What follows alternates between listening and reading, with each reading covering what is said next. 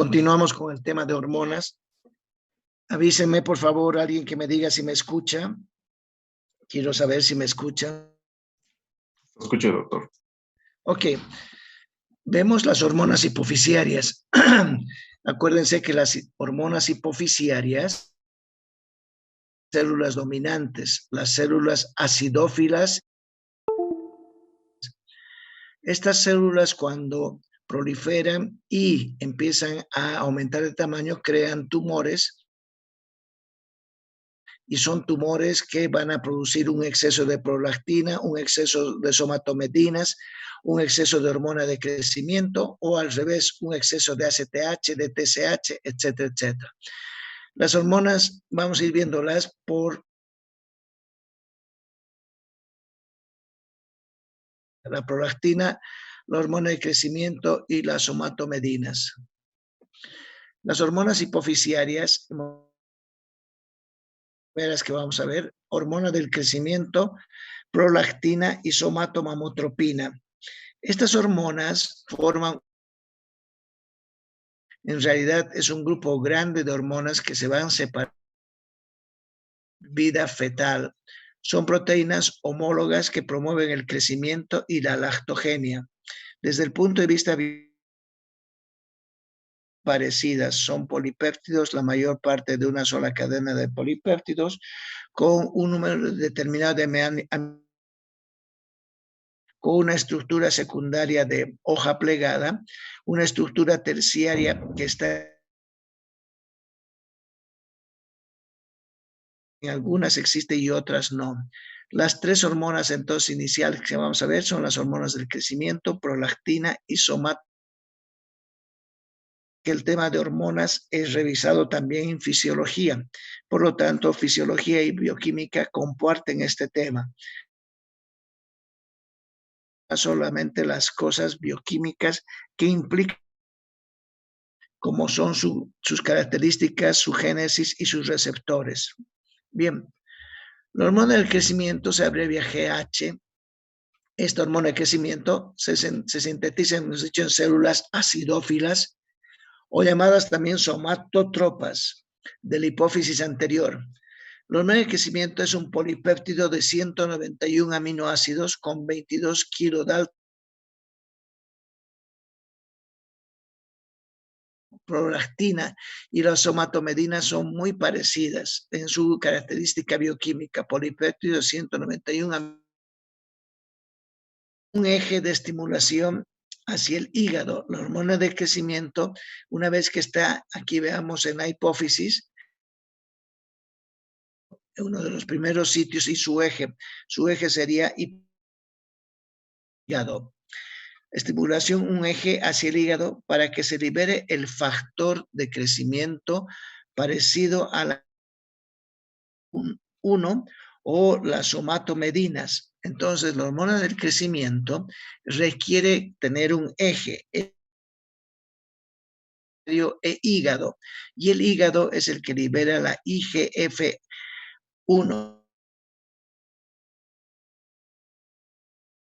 a los huesos, se dirige a los músculos, y en una palabra, el factor de crecimiento a encargar de realizar el crecimiento y las acciones que tiene esta hormona en diferentes órganos, como estamos viendo, cerebro, etc.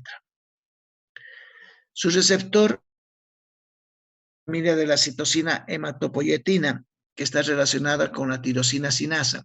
En una palabra, los receptores para la hormona de crecimiento son receptores de tipo 3, que están acoplados a sistemas enzimáticos, y el sistema enzimático que acompaña mucho a la hormona de crecimiento es el de la tirosina quinasa.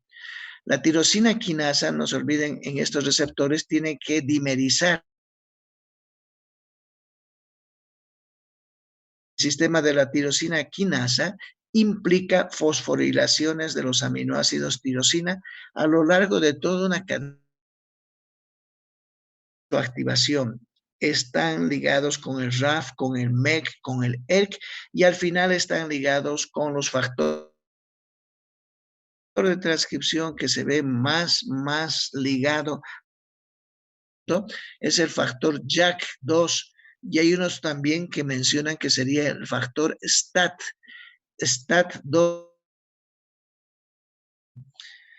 Esta hormona de crecimiento, una vez que actúa en sus células blanco, a través de sus receptores que hemos dicho, promueven lo siguiente: el transporte de glucosa, movilizan a la glucosa, la diferenciación de los adipocitos. Los adipocitos se van volviendo en células muy especializadas. Aumenta la actividad de la citocromo P450 en las células hepáticas. Ustedes recuerden que la actividad de la citocromo P450 es una actividad enzimática micro, la más importante para el metabolismo de los fármacos y de los xenobióticos. Entonces, la hormona de crecimiento, citocromo P450, aumenta el transporte y la captación de aminoácidos en las células musculares y da lugar, en una palabra, la hormona de crecimiento desde el punto de vista es una hormona anabólica. Entonces, repasemos un poquito. La hormona de crecimiento en sus diferentes células promueve la captación o el transporte de la glucosa, la diferenciación de los adipocitos, aumenta la actividad de la citocromo y hacen que se capten muchos aminoácidos y se sintetice. Entonces decimos que la hormona de crecimiento tiene efectos anabólicos, ya que estimula a los aminoácidos del músculo y además promueve también la liberación de ácidos grasos del tejido adiposo. Esta promoción hace que la hormona de crecimiento produzca en algún momento anemia abundante, muchos ácidos grasos circulando, y esos ácidos grasos se van al músculo para generar energía en el músculo. De glucosa por el músculo.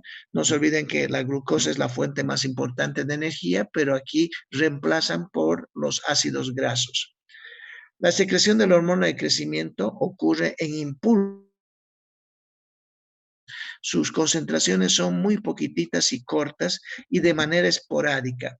Donde más se libera hormona de crecimiento, pubertad. Después la hormona de crecimiento deja de estimularse. Algunos autores, sin embargo, indican que la hormona de crecimiento sigue ejerciendo a los 30 años de edad. El factor de la hormona de crecimiento es el factor IGF-1, factor de crecimiento parecido a la insulina, o que se llama factor insulina de este compuesto. Y este compuesto está disminuido en las personas que tienen déficit de crecimiento. No se olviden que la hormona promueve este factor para que salga la sangre y que se de la hormona de crecimiento. Las personas que son bajitas tienen disminuido la IGF-1. En niños y adolescentes da lugar a gigantismo y en adultos acromegalia. Puede producirse por un tumor de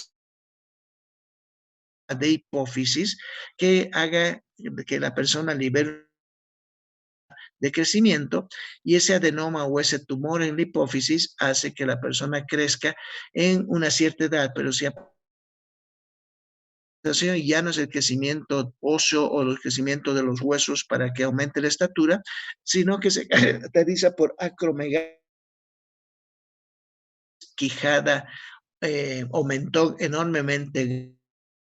Déficit de la hormona de crecimiento en los enanos, en las personas que no han desarrollado porque no tienen factor de insulina, ¿no?, a hormonas de crecimiento de los animales. Hoy por hoy la ingeniería genética está produciendo esta hormona intramuscular cada mes. Puede la persona aumentar 6 centímetros, tampoco aumentan demasiado. Uno cree que la hormona de crecimiento le damos y va a aumentar lo que fuera. Acuérdense que es un polipéptido de 191 aminoácidos que se puede producir en laboratorio. Se conocen los genes donde está polipeptídica. Entonces, tenemos que la hormona de crecimiento es útil en las personas de baja estatura, pero no hace crecer más allá de 6 centímetros. Algunos autores indican que han logrado personas hasta 10 centímetros. Es un caso histórico, el de Messi. Recuerden que Messi era una persona, era una estatura de 1,62 y de 67. Parece que de los pocos casos de utilización de hormonas que ha logrado aumentar 7 centímetros, pero habitualmente aumentan 6 centímetros. No es tampoco una panacea. La segunda hormona es la prolactina, que hemos dicho que son hormonas de una sola familia. Genéticamente sus genes están distribuidos y dan lugar a hormonas polipeptídicas, idénticas o muy parecidas. Esta tiene 198 aminoácidos y muchísimo a la hormona de crecimiento. Se secreta también en las células acidófilas llamadas lactótropos o embarazo. La placenta es capaz de secretar prolactina. La prolactina es una hormona extraordinariamente compleja. Promover la salida de leche a través de la glándula mamaria, sino que es una hormona pleiotrópica. Eso significa que es una hormona que tiene muchísimas funciones, muchas funciones. Y es una hormona que se encuentra en todos los líquidos y en todos los fluidos. Prolactina en el líquido amniótico. Se ha descubierto prolactina en la leche. Hay prolactina en el plasma. Es una hormona que está muy activa. Hormonas suprarrenales, va a actuar en los huesos, va a actuar en muchos sitios. Es de las pocas hormonas pleiotrópicas o de receptores. Sus receptores son similares a la GSH, es decir, son receptores de tirosina quinasa de tipo 3, que son receptores de membrana. Es la hormona adenohipoficiaria que estimula la secreción láctea y mantiene el cuerpo lúteo, no cabe duda. Se presenta la prolactina en 3 formas moleculares diferentes y vuelvo a decir, su estudio es extraordinariamente complejo hoy por hoy. De lo que la prolactina parecía una cosa muy simple, es muy químicas y fisiológicas importantes. El hecho de promover la leche y que se encuentre en la leche, la prolactina también. Por eso que los niños deben ser amamantados hasta el año o año y medio, porque tiene un poco de prolactina que va a aumentar el inmunológico. Bien, se presentan en diferentes, cada una, unas pequeñas, unas medianas y otras big prolactina. Sus nombres en inglés son little, gran prolactina y macroprolactina o big prolactina. Entonces hay formas diferentes. Se sintetizan las formas diferentes de prolactina por las acciones. No obstante, de todo lo que decimos, la función principal de la prolactina en la mujer es mantener la lactancia puerperal. En los varones puede haber prolactina, pero sobre todo hay exceso de prolactina cuando hay tumores hipoficiarios, tanto en hombres como en mujeres. Diferentes tipos porque hay diferentes células, acuérdense, en la hipófisis anterior. Los dos grandes grupos de células son ácidos, subtipos de células. En los varones, entonces, el exceso de prolactina ocurre cuando hay tumores hipoficiarios, porque está relacionada con la función de los equilibrio hidroelectrolítico, da lugar a situaciones muy complicadas y promueve y da lugar en los varones a ginecomastia y en las mujeres ocasiona amenorrea y galactorrea. Entonces, el diagnóstico de un tumor prolactina se hace por la concentración de prolactina que muestre que hay un tumor en la hipófisis y posteriormente se hará una resección quirúrgica, se identificará todo ese tumor o se irradiará de alguna manera o se utilizará bromocriptina en los pacientes que tienen productores de prolactina. No se olviden entonces que es un llegar a un diagnóstico, pero se puede hacer cuando hay alteraciones de la función suprarrenal, alteraciones del equilibrio hidroelectrolítico, impotencia sexual y en las mujeres amenorrea y galactorrea. La dopamina inhibe la síntesis y secreción de prolactina a través de sus receptores D2. Las personas entonces que tienen no van a producir prolactina porque están inhibiendo la secreción de prolactina. Eso se ve, por ejemplo, en aquellos pacientes con rasgos esquizofrénicos o algunos problemas muy serios donde hay dopamina muy alta y con la se inhibe la secreción de prolactina porque la dopamina es el único neurotransmisor que va a regular a una. Es inhibida por el GABA, por la somatostatina, por los estrógenos, por la tiramina, endotelina 1, estimulada por el estrés y los estrógenos. Eso estimula la secreción de prolactina. El estrés particularmente produce una secreción de prolactina y hemos dicho que la prolactina tiene que ver con el equilibrio hidroelectrolítico, con la actividad de. Aquí tenemos un ejemplo de la succión de la mama, la succión del pezón. La succión del pezón lleva una vía que va y se comunica hasta el hipotálamo y en el hipotálamo se produce la actividad de las neuronas dopaminérgicas particularmente, y estas neuronas dopaminérgicas empiezan a secretar dopamina y la dopamina más los estrógenos pueden frenar a la prolactina. En esos casos en que el paciente tiene un exceso de prolactina y está determinada por el estrés, no por un adenoma hipoficiario, sino solamente por estrés, lo que tendrá que hacer con esos pacientes es darle tranquilizantes, antidepresivos, reserpina, etcétera, etcétera. La tercera hormona de este grupo, que son muy parecidos, y es una mamotropina. Es una hormona polipeptídica de aproximadamente 25 kilodaltons. Si se fijan, la primera, la prolactina 23 y ahora tenemos una de 25 y son cadenas polipeptídicas grandes. Está producida también conocido como somatotropina coriónica. Esta somatotropina coriónica no tiene una función definida, parecida a la hormona de crecimiento y muy parecida a la prolactina. Tiene actividad sobre el crecimiento, la lactancia y la producción de la hormona de crecimiento humana como de la prolactina. En la mujer, la secreción de somatotropina y aumenta 1 gramo más o menos por día de embarazo avanzado. En algún momento, entonces, es prolactina y a la hormona de crecimiento y va a tener una incidencia muy importante en lo que es el crecimiento y la diferenciación fetal. Así también se llama la somatotropina, es un antagonista de la insulina y en las mujeres embarazadas, notando que hay muchas diabetes de la gestación y es por el exceso de esta hormona que se está produciendo en la placenta.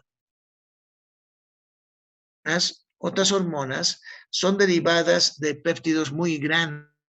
Tenemos el péptido que es promotor de las otras hormonas que estamos viendo, que se llama proopiomelanocortina. Tiene 285 aminoácidos y es una molécula precursora. No se olviden que muchas veces las hormona y la proopiomelanocortina es una pre-pro-hormona porque en la medida que se va escindiendo, se va rompiendo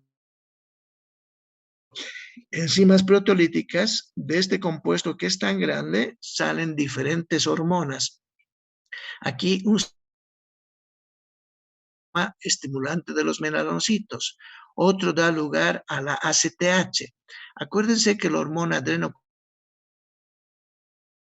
colesterol. Aquí estamos viendo que es derivada de un polipéptido. Muchas veces en los exámenes y en todo se dice la adrenocorticotrópica de quién deriva, y estamos viendo que las hormonas derivan de aminoácidos, de genes que producen polipéptidos o proteínas y del colesterol. La hormona ACTH proviene de un polipéptido grande que se llama proopiomelanocortina.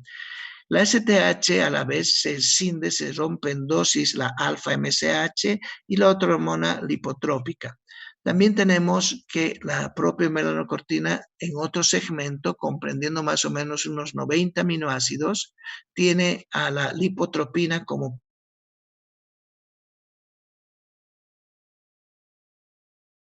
la beta-endorfina y la beta-MSH.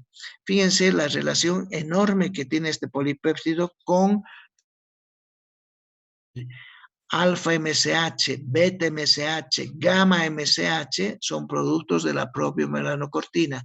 La lipotropina, y un punto que queda aquí importante es la producción de endorfinas. No se olviden que las endorfinas son compuestos polipeptídicos que van a servir para aliviar el dolor a los pacientes y mantener el estado de vigilia y mantener tranquilo, las beta-endorfinas. Las entonces de la proopiomelanocortina. Acuérdense que no solo existe la beta-endorfina, existen las otras endorfinas que no son betas precisamente, las alfa-endorfinas, las gamma-endorfinas, y existe la dinorfina, pero aquí la beta-endorfina es producida por la proopiomelanocortina. Bien, una cosa que es relevante es si se produce mucha ACTH por la propia melanocortina y esta ACTH, que es una hormona hipoficiaria, produce mucho alfa, hormona estimulante de los melanocitos, las personas que sufran un síndrome de Addison por exceso de ACTH negro de la piel, son las personas que cambian de color, un color café cobrizo de su piel o casi negra, alfa estimulante de los melanocitos, inducida por la ACTH. La propia centralmente en el sistema nervioso central es activa en el feto y en la mujer embarazada y da lugar a los tres péptidos importantes y esta vez a la alfa-MSH, las betas lipotropinas que da lugar a la endorfina beta y la alfa-MSH. La ACTH es una hormona de la hipófisis anterior, la hormona tropina. Hemos visto que es una hormona que proviene de un polipéptido. Controla las hormonas suprarrenales. Tenemos un eje que se produce. El eje está dado por el hipotálamo, la hipófisis y la corteza suprarrenal.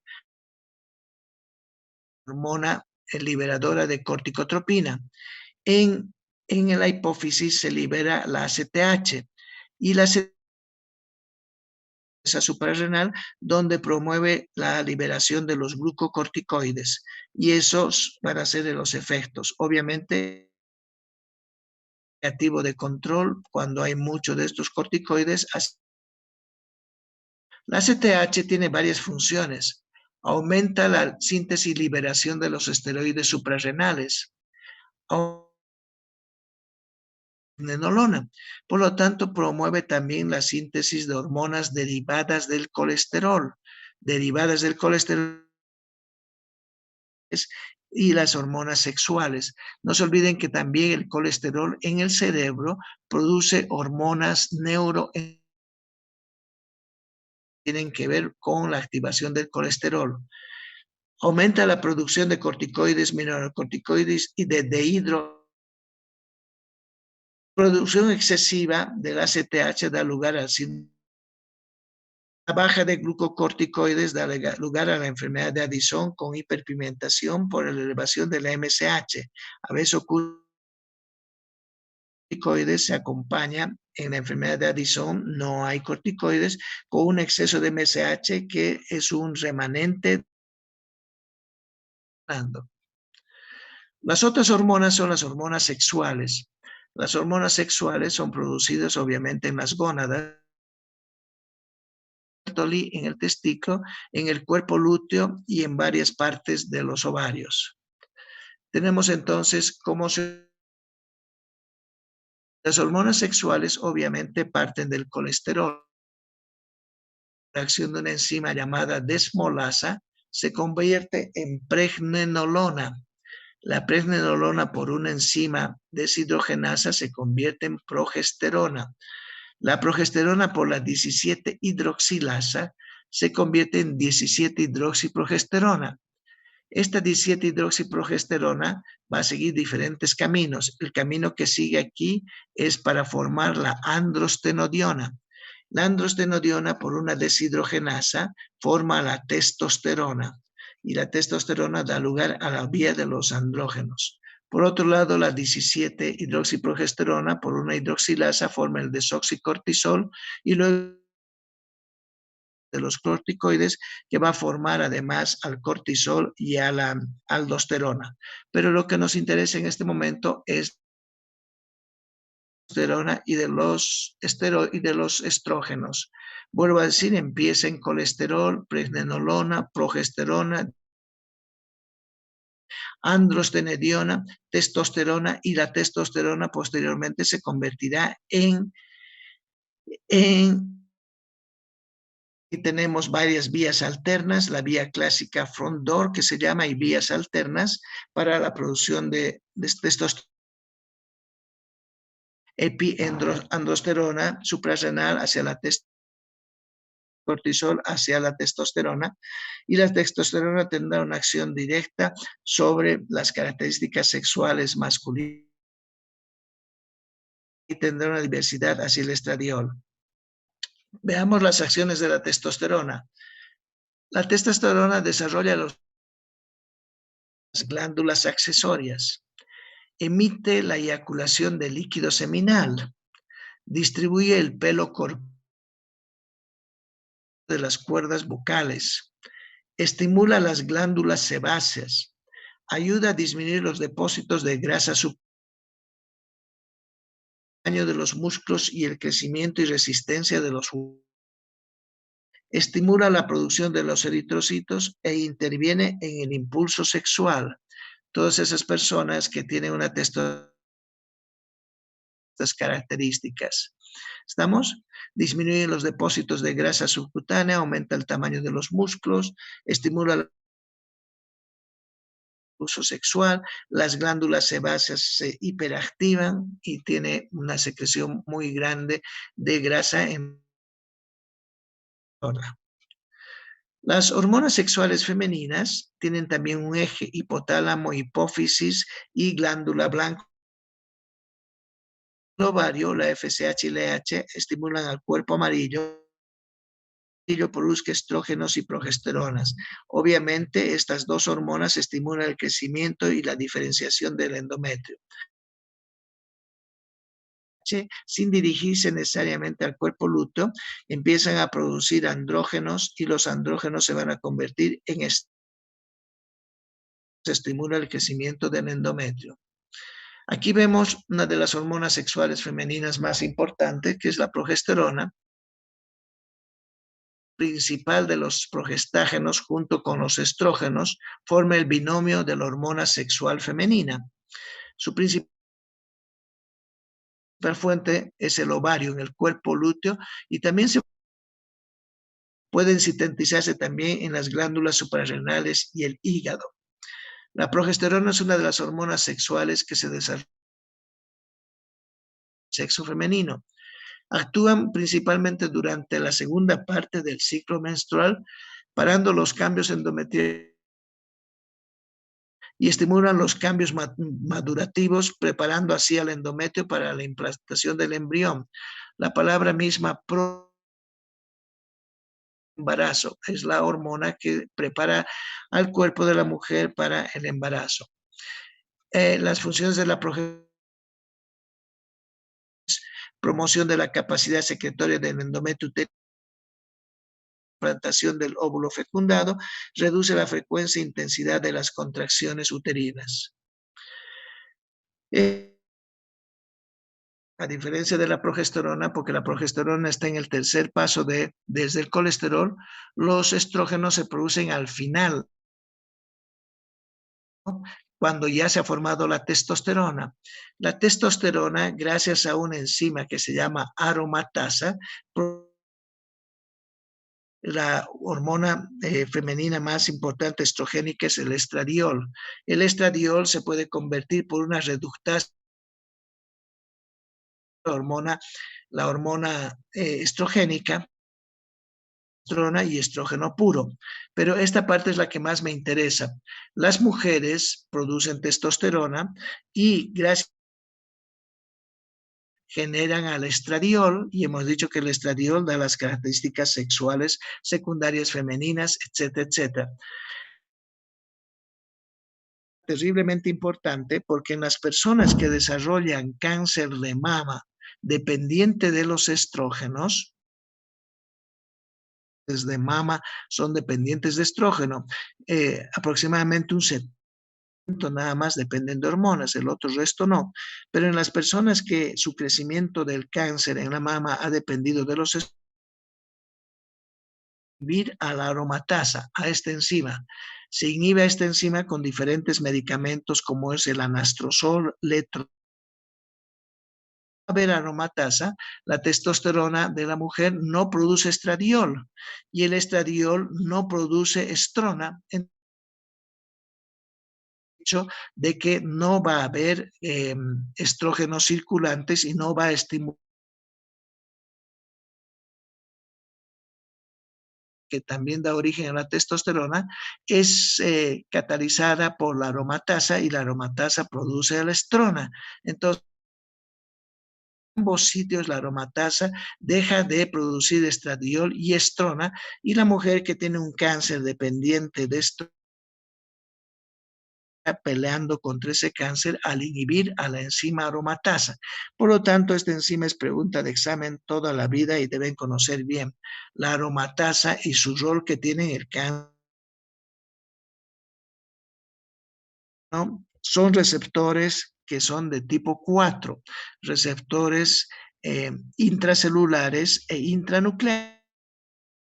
Cáncer de mama, se ha visto que hay receptores de membrana para los estrógenos y eso ha revolucionado al mundo.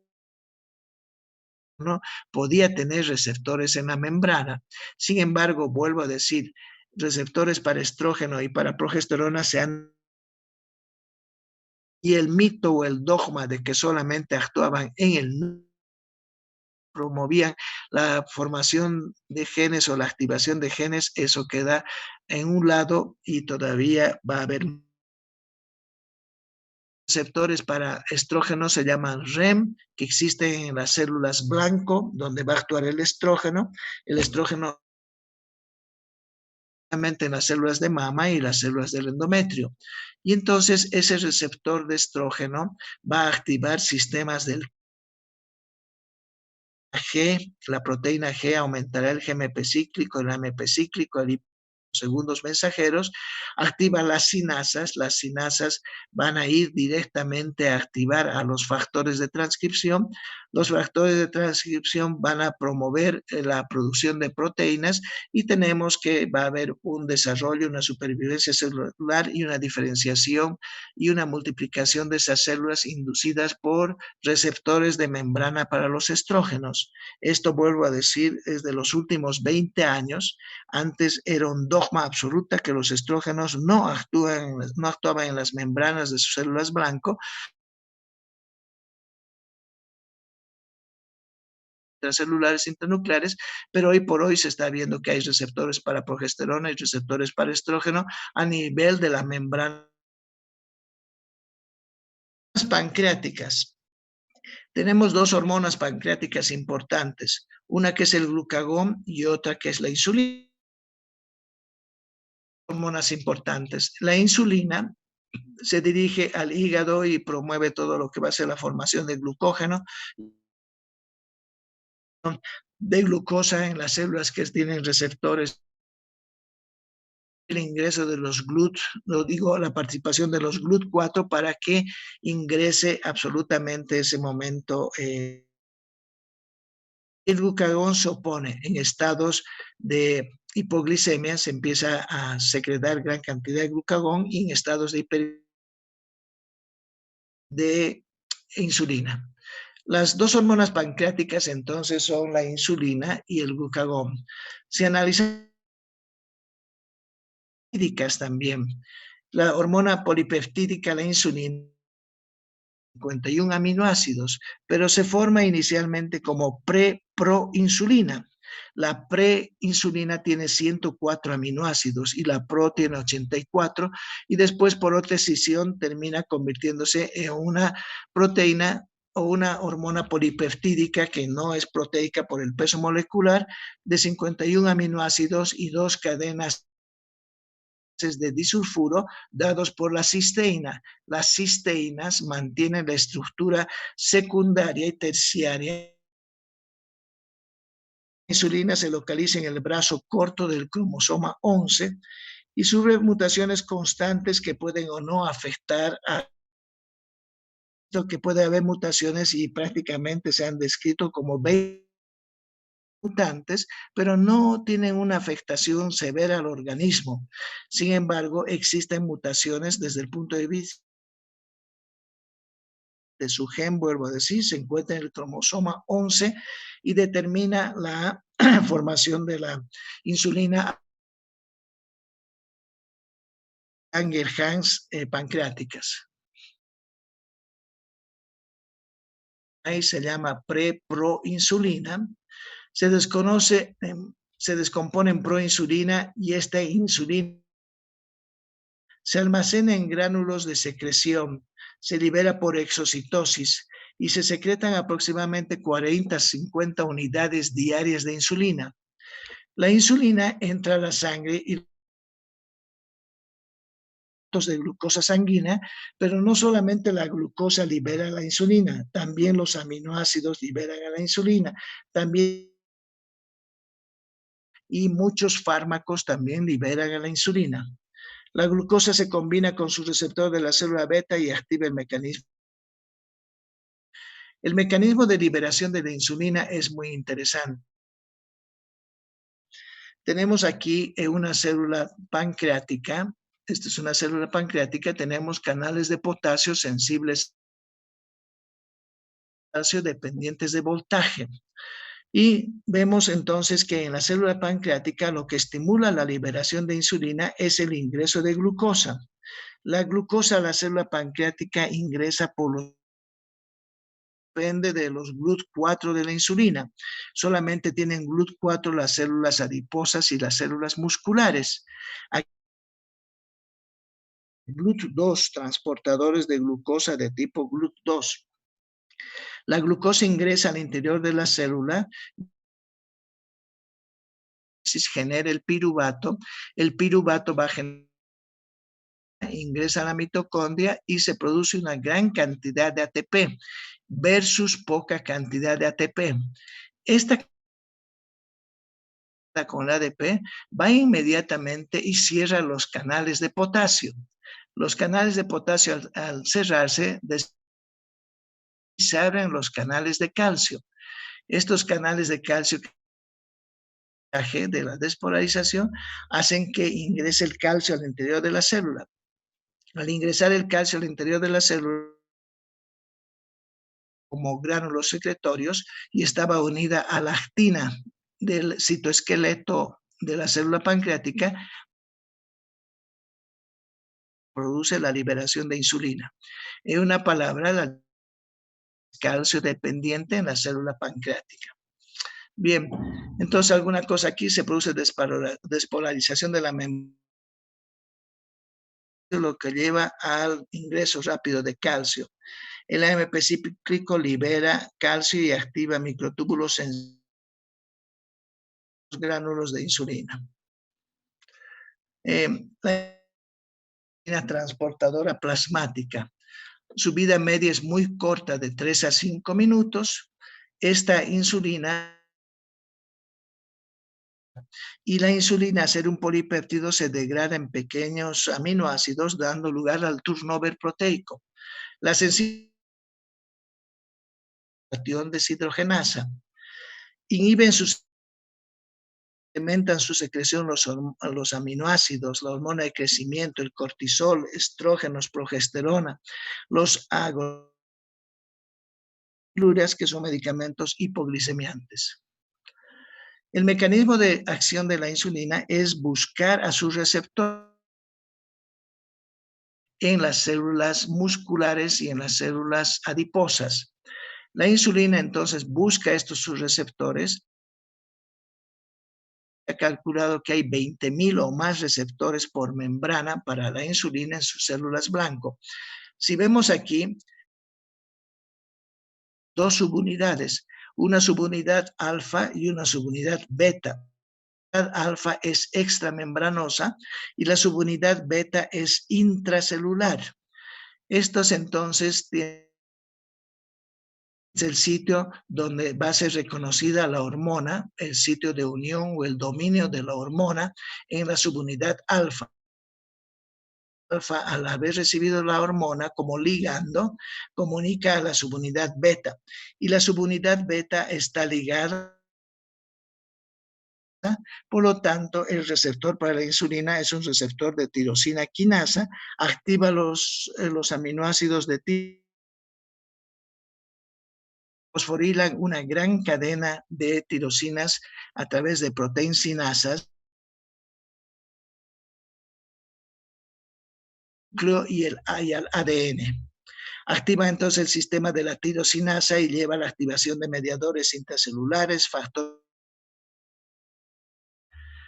El mecanismo de la insulina, fíjense, la insulina es reconocida por las subunidades alfa de su receptor de insulina, inmediatamente empieza la cadena de señales intracelulares mediadas por la tirosina quinasa y otras proteinsinasas que al final activan al RAS. El RAS activa al MAP, que son factores activadores de la mitosis. Se produce una mitogénesis, síntesis de proteínas, síntesis de glucógeno y transporte de glucosa. Y lo que más es importante, en sus células blanco, a través, aquí falta del IP3, porque también activa el IP3, y el GLUT4 empieza que permite que ingrese glucosa, y la glucosa se va obviamente a sus principales metabolismos.